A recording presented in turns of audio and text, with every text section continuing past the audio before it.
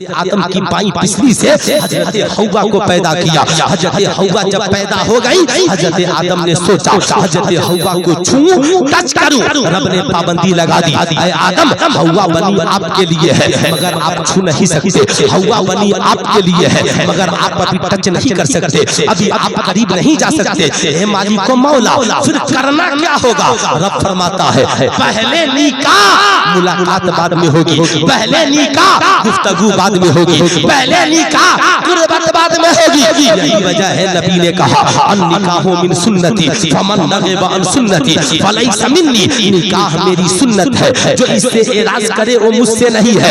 यानी निकाह ये फितरत आदम से है, निकाह ये फितरत हव्वा से है। अब पूरी दुनिया में जितने इंसान है, वो क्रिश्चियन हो, ईसाई हो, हिंदू हो, मुसलमान हो, बैकवर्ड हो, फॉरवर्ड हो, गोरा हो, काला हो, सब आदम की औलाद है और आदम ने जिंदगी की शुरुआत निकाह से की है। इसलिए मेरी कौम के नौजवान लड़के और लड़कियों कान खोलकर सुन लो, निकाह के अलावा अजनबी मर्द औरत के मिलने के जितने रास्ते हैं सब नाजायज है, गुनाह के रास्ते हैं। लिविंग रिलेशनशिप इस्लाम इजाजत नहीं देता, बॉयफ्रेंड गर्लफ्रेंड इस्लाम इजाजत नहीं देता। बगैर निकाह के अजनबी मर्द औरत के तोहफे का लेन देन इस्लाम इजाजत नहीं देता। मगर आज हमारी कौम की भोली भोली लड़कियां कॉलेज की दुनिया में, ट्यूशन सेंटर में जाकर, स्कूल की दुनिया में जाकर, या फेसबुक की वादी में डूबकर, व्हाट्सएप की वादी में डूबकर, इंस्टाग्राम की वादी में डूबकर अजनबी मर्दों के झांसे में आ जाती है। सुल्तान रजा पूछना चाहता है, ऐ मेरी कौम की नौजवान बेटियों, सुल्तान रजा तुझसे बस एक सवाल करना चाहता है। तेरा बाप बचपन से लेकर तेरी जवानी तक 20 साल तक तेरी हर जायज ख्वाहिश का एहतराम किया। अच्छा कपड़ा किसने दिया? बाप ने। अच्छे स्कूल का इंतजाम किसने किया? माँ बाप ने। अच्छे खाने पीने का इंतजाम किसने किया? माँ बाप ने। जब 19-20 साल तेरे माँ बाप तेरी हर जायज जरूरत का ख्याल रख सकते हैं, तो बता जवान होने के बाद महंगा मोबाइल फोन किसी और से क्यों लेती है? महंगे गिफ्ट किसी और से क्यों लेती है? याद रखना जिंदगी में ये जो तुझे महंगा गिफ्ट देता है ये तुझसे मोहब्बत नहीं करता। ये जो तुझे व्हाट्सएप पे आई लव यू लिखता है ये तुझसे मोहब्बत के जुमले नहीं, ये तेरे हुस्न का पुजारी है, ये हबस का पुजारी है, ये तेरी इज्जत लूटना चाहता है। ये याद रखना, ये तोहफे की आड़ में तुझे बरगलाना चाहता है। नतीजा क्या निकलता है? आज हमारी कौम की नौजवान लड़कियां उन आवारा कुत्तों के नाजायज इश्क के जाल में फंसकर माँ बाप की इज्जत को रौंद कर घर से चली जाती है। नतीजा क्या निकलता है? क्या आपने पटना में नहीं देखा? पटना की एक पढ़ी लिखी लड़की डॉक्टर नर्सिंग की छात्रा साहब लिविंग रिलेशनशिप में नाजायज रिश्ते में आ गई। नतीजा क्या निकला? वो नौजवान हबस का पुजारी था, मकान मालिक से कहा हम मियाँ बीवी है, मगर 2-3 महीने के बाद उस लड़की को तीसरी मंजिल से ढकेल देता है। क्यों? इसलिए कि अब उससे उसकी तबीयत भर गई थी, उसके नफसानी ख्वाहिशात पूरे हो चुके थे। ऐ मेरी कौम की नौजवान लड़के और लड़कियों कान खोल कर सुन लो, जो माँ बाप बचपन से जवानी तक तेरे लिए अच्छा लिबास, अच्छी ग़िज़ा, अच्छा मकान का इंतजाम कर सकते हैं, वही माँ बाप अपनी बेटी के लिए रसूलुल्लाह की सुन्नत पे अमल करते हुए याद रखना अपनी बेटी के लिए अच्छे दूल्हे का भी इंतजाम कर सकते हैं। याद रखना वही माँ बाप अपने बेटों के लिए अच्छी दुल्हन का भी इंतजाम कर सकते हैं। इसलिए मैं अपनी कौम की बेटियों से कहूंगा, आज के जलसे से पैगाम लेकर के जाओ, हमें तालीम की भी जरूरत है और हमें इज्जत और आबरू की भी जरूरत है, हमें तरबियत की भी जरूरत है। आज के बाद तेरा कदम घर से निकलेगा मगर बगैर निकाह के तेरा कदम घर से बाहर नहीं निकलेगा। ऐ नौजवान, जैसे तुम अपने माँ बाप अपनी माँ बहन की इज्जत की हिफाजत करते हो, वैसे ही दूसरों की भी माँ बहन की इज्जत और आबरू की हिफाजत। ये हमारी जिंदगी का मिशन होना चाहिए। अरे भाई कमाल कर दिया आपने, माशाअल्लाह। तालीम का मतलब सिर्फ डिग्रियां नहीं है। तवज्जो से पूरा मजमा सुन रहा है अल्हम्दुलिल्लाह। जरा दोनों हाथों को उठाकर इस अच्छी तकरीर का इस्तकबाल कीजिए। दोनों हाथों को उठाइए। नारे तकबीर, नारे रिसालत, अज़मते मज़हबे इस्लाम, एजाज़े कुरान कॉन्फ्रेंस, सुल्ताने खिताबत अल्लामा मुफ्ती सुल्तान रज़ा साहब क़िबला। मैं आपको याद दिलाना चाहूंगा, हुजूर ने जहां सहाबा को मुहद्दिस बनाया, मुफस्सिर बनाया, आलिम बनाया, हाफिज बनाया, सारे उलूम से नवाजा, हुजूर ने उनकी तरबियत भी की। आला हजरत अल मलफूज शरीफ में एक वाकया लिखते हैं। एक नौजवान सरकार की बारगाह में आता है। गौर से सुनिएगा, सिर्फ नौजवान सुनेंगे गौर से। आज लोग कहते हैं ना मदरसे में, स्कूल में, मैं कहता हूँ छुट्टी के वक्त कभी कॉलेज के सामने चले जाइएगा, देखिएगा नकाब पहनी हुई लड़कियां खड़े खड़े गुलगप्पा खा रही हैं, खड़े खड़े पानी पी रही हैं। आप बुरा मत मानिएगा, ये जो दिवाली के पंडाल में कौन नजर आता है, गैरों के मेले में कौन नजर आता है, याद रखिएगा। आज मैं आपसे पूछना चाहता हूँ, आप मदद का हिसाब लीजिए कि आपने क्या पढ़ाया। मगर कभी कॉलेज में जाकर प्रिंसिपल साहब से पूछिए, प्रिंसिपल साहब मेरी बेटी आवारा नहीं थी, कॉलेज में आने के बाद आवारा कैसे हो गई? मेरा बेटा शराबी नहीं था, कॉलेज में आने के बाद शराबी कैसे हो गया? मेरा बेटा बड़ा अदब करता था, अब तो जबान दराजी कर रहा है। कॉलेज का प्रोफेसर कहेगा हम सिलेबस पढ़ाने आए हैं, आपके बच्चे को किरदार पढ़ाने नहीं आए हैं। मगर हमारी कौम का एक भी बच्चा और बच्ची मदरसा फैजुल गुरबा में पढ़ने आ जाए तो इसे कुरान भी पढ़ाया जाता है, साथ में आमिना के लाल का किरदार भी पढ़ाया जाता है, किरदार भी पढ़ाया जाता है। इसलिए जवाब दें सब लोग, जवाब दें, जवाब दें सब लोग। क्या कहने, क्या कहने, जिंदाबाद। ये मर्दे मोमिन की आवाज है। क्या कहने, जिंदाबाद जिंदाबाद। दिल से जो बात निकलती है असर रखती है। क्या कहने, अल्लाह। मैं आपसे पूछना चाहता हूँ, जानवर और इंसान के खाने पीने में क्या फर्क है? हर बच्चा कहेगा हम अपने दरवाजे पे गाय को खड़े खड़े खाते देखते हैं, हम अपने दरवाजे पे घोड़े को खड़े खड़े खाते देखते हैं, हम अपने दरवाजे पे जानवरों को खड़े खड़े पानी पीते देखते हैं। आप ईमानदारी से बताएं, आप अपने बच्चे बच्चियों को कॉलेज में इंसान बनाने के लिए भेजे हैं या हैवान बनाने के लिए भेजे हैं? ऐ मेरी कौम का नौजवान, याद रखना, जिंदगी में हजरत सलमान फारसी एक दावत में चले गए। सलमान फारसी एक दावत में चले गए। जब गए ना तो दस्तरखान पे रोटियों का टुकड़ा गिर गया। तो हजरत सलमान फारसी ने उन रोटियों के टुकड़ों को उठा लिया, झाड़ा, साफ किया, खा लिया। बगल में बैठने वालों ने कहा सलमान फारसी यहूदी देखकर मजाक उड़ा रहे हैं। क्या कहा? यहूदी देखकर मजाक उड़ा रहे हैं कि ये मुसलमान दस्तरखान पे गिरे हुए रोटी के टुकड़े को उठाकर खा रहे हैं। सलमान फारसी ने कहा इन बेवकूफों की वजह से मैं अपने हुजूर की सुन्नत को नहीं छोड़ सकता, इन बेवकूफों की वजह से मैं अपने हुजूर की सुन्नत को नहीं छोड़ सकता। पूछिए दिलबर शाही साहब से, एयरपोर्ट पे खड़े खड़े पानी पीजिएगा, बस स्टैंड पे कोई खड़े खड़े पानी पिएगा? मेरी कौम का नौजवान सुन, गोरखपुर एयरपोर्ट पे मैं बार बार पानी लेता, बैठकर पीता। एक नौजवान आ गया, कहा मुझे तो डॉक्टर ने सिखाया था। मौलवी साहब आप कहाँ से सीखे हैं? मैंने कहा आपको डॉक्टर ने आज सिखाया है, मेरे हुजूर ने मुसलमानों को 1500 बरस पहले सिखाया है, 1500 बरस पहले सिखलाया है। ऐ मेरी कौम का नौजवान सुनना, आला हजरत लिखते हैं एक नौजवान हुजूर की बारगाह में आया, आने के बाद अर्ज गुजार हुआ सरकार मुझे फला लड़की से जना की इजाजत। साइलेंट रहिएगा, गौर से सुनिएगा। साहबा में खामोशी छा गई, सन्नाटा फैल गया। अरे यहाँ तो लोग हिदायत लेने आते हैं, ये नौजवान जना की इजाजत मांगने आ गया। सरकार नाराज नहीं हुए, सरकार ने करीब किया, कहा अच्छा इधर आओ, इधर आओ, इधर आओ। याद रखिएगा ये बारगाह मुस्तफा है। इस्लाम कहता है मजलूमों की भी मदद करो और जालिमों की भी मदद। किसी ने कहा सरकार मजलूम की मदद, ये तो बात समझ में आ रही है, मगर जालिम की मदद, कहा जालिम को जुल्म करने से रोक देना ये उसकी मदद है।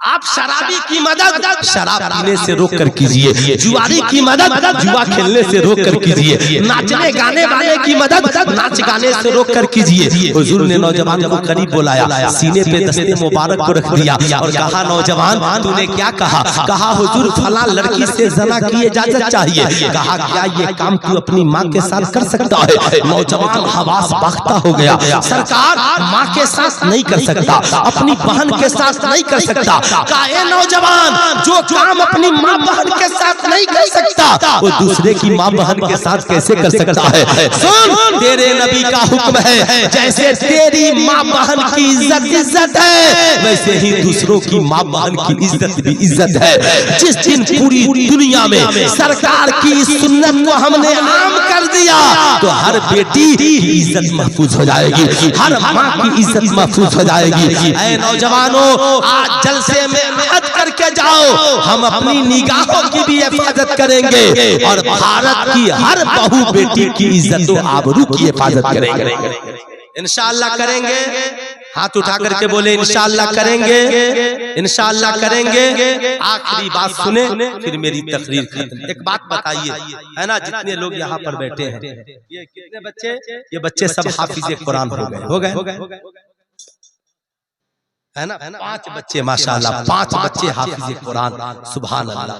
अच्छा एक बात बताइए, दुनिया में कोई ऐसी किताब है पढ़ूं मैं और डॉक्टर आप बन जाइए? पढ़ूं मैं इंजीनियर आप बन जाइए? पढ़ूं मैं प्रोफेसर आप बन जाइए? अच्छा ऐसी कोई किताब है पढ़ूं मैं फायदा आपको हो जाएगा? आप कहेंगे मौलाना नहीं, साइंस पढ़ेंगे हम तो हम साइंटिस्ट बनेंगे, इंग्लिश पढ़ेंगे हम तो इंग्लिश बोलने वाले हम बनेंगे, मैथ पढ़ेंगे हम तो मैथ के जानकार हम बनेंगे। ऐ मेरी माँ बहनों और आप जितने लोगों ने मदरसा फैजुल गुरबा को 1-1 रुपया दिया है, कान खोल कर सुन लीजिए मियाँ, दुनिया में कोई ऐसी किताब नहीं पढ़ूं मैं फायदा आपको हो जाए, मगर मौलाना मंसूर साहब ने मदरसा फैजुल गुरबा से फारिग होने वाले एक हाफिज कुरान को माइक पे खड़ा किया, कहा बेटा सूरह फातिहा पढ़ दे। शहजादा खड़ा हुआ, सूरह फातिहा की तिलावत की और फिर उसके बाद मौलाना हसन रजा साहब खड़े हुए। सिर्फ इस बस्ती के नहीं, इस इलाके की नहीं, पूरी दुनिया के मुसलमानों की बख्शिश के लिए दुआ कर दी। तो एक हाफिज कुरान की तिलावत से तेरा ईमान और अकीदा है पूरी दुनिया के मुसलमान बख्श दिए जाएंगे, पूरी दुनिया के मुसलमान बख्श दिए जाएंगे। याद रखिएगा, यानी वो कुरान है, मदरसे के बच्चे पढ़ेंगे, फायदा आपको कब्र में होगा, फायदा आपके वालिद को होगा, फायदा साहब मुर्दों को होगा। मियाँ पढ़ते मदरसे के बच्चे कुरान है और जन्नत में पहुंचने का सहारा हमें भी जाता है। इसलिए इन मदारिस को बना मजबूत कीजिएगा कि नहीं कीजिएगा? अरे हाथ उठाकर बोलिए इन मदारिस को मजबूत कीजिएगा कि नहीं कीजिएगा? जरूर कीजिए। और मेरी गुजारिश है, बच्चे 6 साल के बाद स्कूल में जाते हैं, 6 साल के पहले नर्सरी LKG UKG इसी मदरसे में इंतजाम कीजिए और 3 साल इन बच्चों को हर कौम का हर बेटा बेटी मदरसे में पढ़े। जानते हैं क्यों? मदरसों में पढ़ाइए, नहीं पढ़ाइएगा डिग्रियां तो मिल जाएंगी मगर तरबियत कौन देगा? तरबियत आप बताएं। इसमें जो बच्चे स्कूल में पढ़ने वाले हैं, कोई बच्चा स्कूल में, आप पढ़ते हो स्कूल में पढ़ने वाला कोई बच्चा है? जरा हाथ उठाओ तो कौन बच्चा स्कूल में पढ़ता है? इसमें कोई स्कूल में नहीं पढ़ता है। आप पढ़ते हैं? आप बताएं, अगर आप स्कूल में अपने क्लास रूम में बैठे हैं, आपके क्लास टीचर आए तो क्या करेंगे? बैठेंगे कि खड़े हो जाएंगे? ये दस्तूर है। आप चाहे कि किसी कॉलेज स्कूल के छात्र हैं या छात्रा है, जैसे ही टीचर आए आप खड़े हो गए। जलसों में भी बड़े आलिम आए, खड़े हो गए। पीर साहब आए, खड़े हो गए। मगर सुनो, मुहम्मदुर रसूलुल्लाह सल्लल्लाहु अलैहि वसल्लम जो सारी कुल कायनात के मुअल्लिम है। अल्लाहु अकबर। सरकार सहाबा की झुरमुट में बैठे हैं, इतने में सरकार की दूध पिलाने वाली माँ सैयदा दाई हलीमा चली आ रही है और आका की नजर पड़ी। आका अपनी दूध पिलाने वाली माँ के लिए खड़े हो गए। मेरी कौम का नौजवान, आज के जलसे से पैगाम लेकर के जा, माँ के कदमों के नीचे जन्नत है, ये तालीम है। और माँ के लिए खड़े हो जाना ये तरबियत, ये तरबियत है।